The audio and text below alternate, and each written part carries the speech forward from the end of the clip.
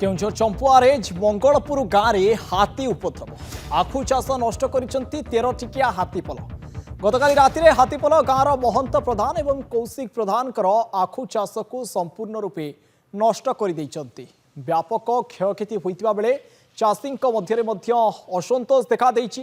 आखु बगीचा नष्ट करने पर सकाळु पुणी मुकुंदपुर जंगल को चली जाइछंती हाथीपल चाषी आखु बाड़ी रे पशि चाषगुड़ी को संपूर्ण नष्ट कर चाषी मुंडरे हाथ दे बसी व्यापक क्षयक्षति घटवा सहित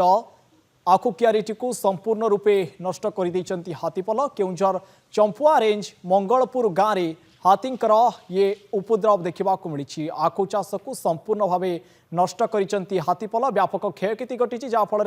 वन विभाग कार्यानुष्ठान नेबा हाथीपल को घोड़ाइवा ग्रामवासी दाबी करिसेंती।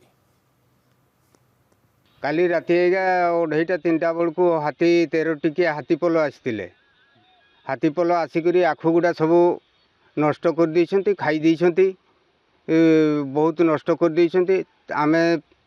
4:30-5 बजे को जानला परे आमे आसिक गाँव वाला मिसिक सब हाथी को घोड़ेलु 13 टिकिया हाथीपल